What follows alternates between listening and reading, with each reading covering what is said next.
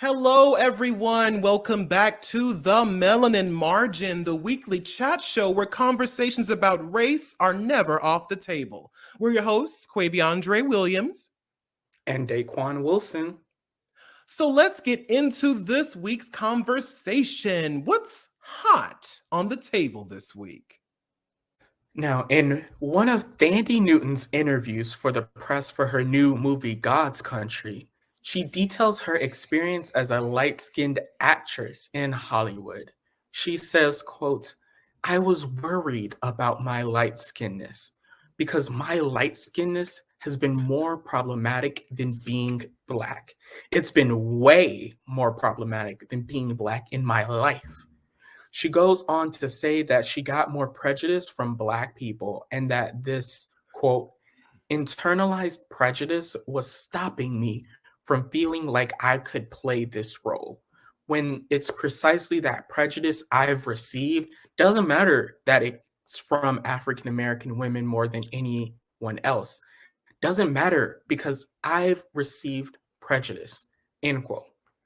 Towards the tail end of the interview, Newton tearfully states that, quote, "I've wanted so desperately to apologize every single day to dark-skinned actresses.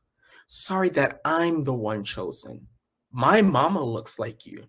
It's been very painful to have women who look like my mom feel like I'm not representing them, that I'm taking from them, taking their men, taking their work, taking their truth." End quote.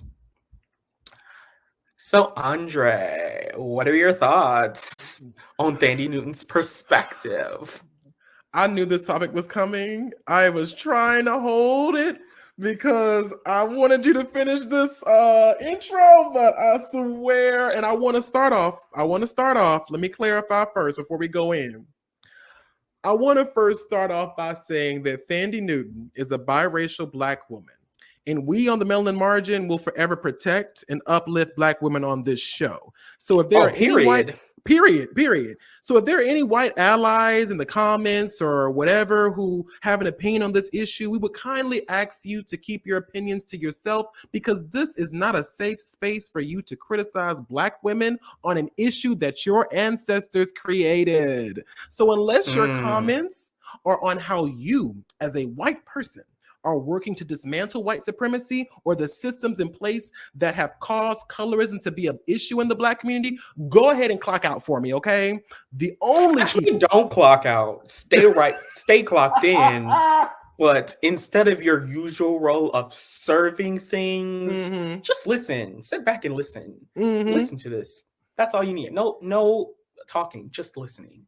And understand, too, that the only people who are allowed to criticize Thandie Newton on this issue are those directly affected by the issue she brings up, which is Black people. Now, with that being said, let's go in. So, Daquon. Thandie Newton's words come from a place of light skin privilege. Just simply put, that's what it is. Understatement of the century. Instead of using this opportunity to check white supremacy, she put the blame and onus of colorism on Black people, specifically Black women. And that's a huge problem because it creates this narrative that the problem lies solely on the Black community.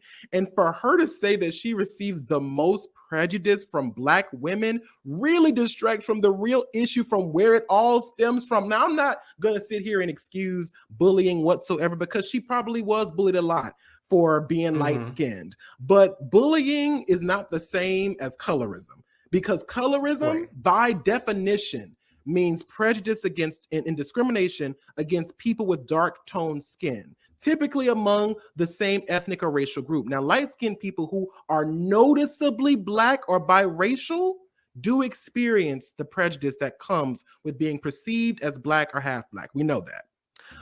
But whether or not Thandie wants to believe it, lighter skinned people are more desired in the Black and white community for different reasons, albeit it has a lot to do with fetishization. I know that, but that's an entirely different conversation. We know that as a society, light-skinned people are more palatable to white media as their way of showing diversity and streamlined as leads or love interest in Black media over the constantly overlooked dark-skinned performers. Now, this creates more job opportunities for her. So not recognizing the privileges that being of a lighter skin provides her in our society, to me, it feels very much so like blissful ignorance. That's what it's giving me. Daquon, go off. Right. I'll just start off by saying, like we said before, I'm not here to put down a Black woman. We're not here to do that. So No. if Thandie Newton feels hurt that, Black women aren't going up for her like she thought they would be, that emotion is valid. However, I think that there are problems in her statements. Yes. I think that it's one of these things that it's honestly really common when it comes to apologies. And like we said before, like, you have to address the specific community that you hurt, but also don't paint them as being the aggressors in that issue. Like we saw it on TikTok with that one Brazilian, TikToker that was like, oh, the Black community, they were aggressive towards me. They were attacking me for going to this secret meeting for Black History Month with Nicki Minaj. And even in the statement, it's like, oh, these Black women are showing so much more prejudice to me than anything. And it's like, again, if you face bullying, if you face prejudice and you feel hurt by that, that's valid. But you also have to understand that when you are making a statement, especially against Black people, especially against darker skinned Black people, that there are all of these, stereotypes and tropes that paint Black people as aggressive. Yep. And this statement is only going to feed into that. Yep. Again, this is not trying to, diminish your feelings or anything like that, because what you feel is valid. But all I'm saying is that when critiques are held, we have to be able to figure out what is a critique and what is a attack, and not conflate the two. Because when you conflate the two, then you are diminishing everybody else's feelings for your feelings. The people who were hurt because they couldn't see themselves on the screen in all of these different roles. The people who were hurt who look like your mother because they don't see themselves. And even that, I'm just like, can we please stop bringing other people into our issues? Because my cousin is Black, my stepfather, my sister is Black. It's just, if there's a problem, if there's a critique of you, that is a critique of you. That's not a critique of your mother. That's not a critique of anybody related to you. That is a critique of you. Mm-hmm. And so, like we said before, you need to be the actor in the apology. Yeah. You need to be an active voice, not passive voice, active voice, being like, I did this, I said this. And just like, come on, like, this is completely off topic, but could this have waited like a month or two? Like, could we have gotten out of Black History Month before we had to deal with this internal fighting? Because I'm not gonna like act like colorism isn't a real problem in our community, because it is, and we do need to talk about this. But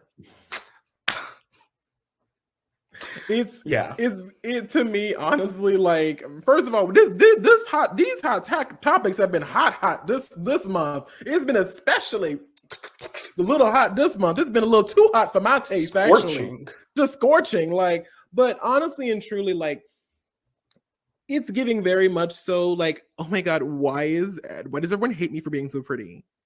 Why does everyone hate me for being like so popular? Like, I don't understand. Like, the guys just like me. I don't understand why people are so mad at me because they just want to be with me, instead of really breaking down why these men want you and breaking down why these women probably might feel threatened by you and understand. And it to be as old as she is, and not to say that she's old as like, you know, dirt or nothing like that, nothing like, you know, she ain't old as dirt or like that, but I'm just saying, like, But she's to an be, adult. she's an adult. She's 49 years old. She's almost 50 years old. And for you as a 50, almost nearly 50-year-old woman, to not have done the research about colorism, to not do the research about racism and how it works and how white supremacy has made light skinnedness a viable wanting of something to be desired and stuff like that, and to be close to whiteness, to not understand these things as almost 50 years old. You are a grown woman. Now, like I said, Right. Thandie, this is just not the take. This is just not the take, Thandie. And I think that honestly, as like I said before, we're not here to attack a black woman. We're not here to break down a black woman. Thandie is a bad bitch. Period. Public and simple. Okay, she has done some. She Right. has fucked the game up. Okay, we're not going to act like she ain't the one. But I do think that it is. This is a point of self-reflection. This is a moment where you need to take some time off, research, do the breaking down of why your statements were problematic, why people are reacting the way they are reacting. This is not a place to defend. This is not a place to excuse. This is a place to research, to think logically, to think systematically, to really break down what is going on in our society. Because like I said before, this gives very much so light skin privilege. This gives very much so again, why is everyone so obsessed with me? Right. And Why you does know what? everyone hate me? I'll save you some of the trouble, because one of the problems with this statement is that an interview is not the correct medium for this type Oh of no. conversation. No. Because it is a conversation that requires a lot of nuance. Yes. And what I really wanted from this statement was that nuance, because Exactly. I feel like there is room for it to be a really good take. There's Yes. room for it if it had that nuance and really the specifics. Because when you just say, oh, these people are being prejudiced towards me, that just paints them as the aggressor and you move on. But really talk about what that prejudice feels like. What actions lead you to that, feeling? What is it specifically that people said about you? Pulling from those specifics, adding that nuance. That could have made this a whole better conversation. So if you wanted to have a conversation like that, go on like a Red Table Talk or something like Yeah. that, where you can have that in-depth conversation. Well, I wouldn't say Red Table Talk because I mean all three of Right. them are light skinned as well. So I mean, but I do think that Right. I know what you were trying to get at though. I know what you're trying to say, but yeah, I do think that like a grapevine, maybe something like that, like the grapevine, or like something that has. I would say this is why we need.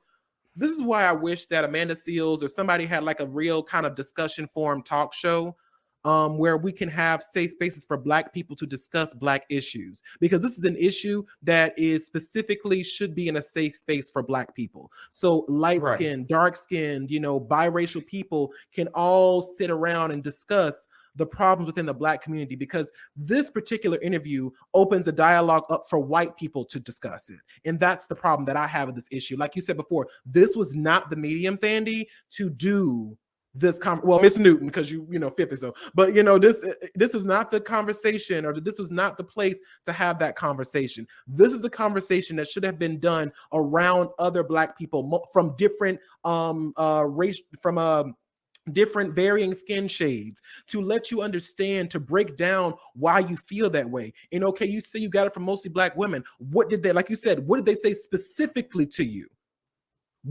How did they specifically bully you? How do you feel that, and I think Robbie from TikTok on Double Minority, I don't know if you follow him, but he said this really well in a very concise way. But he said this whole situation gives very much so victim complex. You inserted yourself into a conversation, issued an apology that no one asked for, while simultaneously disrespecting the group that you're supposed to be apologizing to. No one asked for apology. No dark-skinned people said we want light-skinned people to apologize for colorism, because they're not the reason it exists. They know that. That's Right. why it's never been said. That's why there was never an apology needed to be made, because we know as Black people that that light-skinned people are not the problem. We know that this problem goes into white supremacy, and this is, like you said before, where it comes in the nuance situation, because that's what this conversation lacked. It's like, instead of her saying, and like I said before, using this time and using this space as a way to say, okay, Black women have come at me because of my light-skinnedness, due to the fact that our society makes lighter skin or a proximity to whiteness better or more fortunate a circumstance. And that's a problem. Instead of adding that, even just that one little sentence qualifies a statement in an entirely different way. But when you specifically say the words, Black women did this to me, that prejudice I received from Black women gives me the strength to do this role, that just, it's not giving what it's supposed to give. And I also think that there was something else she said too, that she was like, oh, they don't feel like I represent them. Because you don't.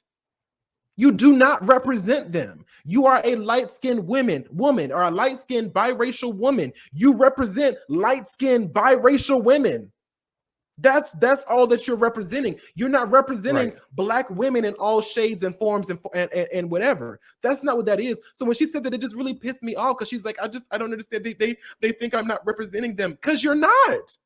Because you're not.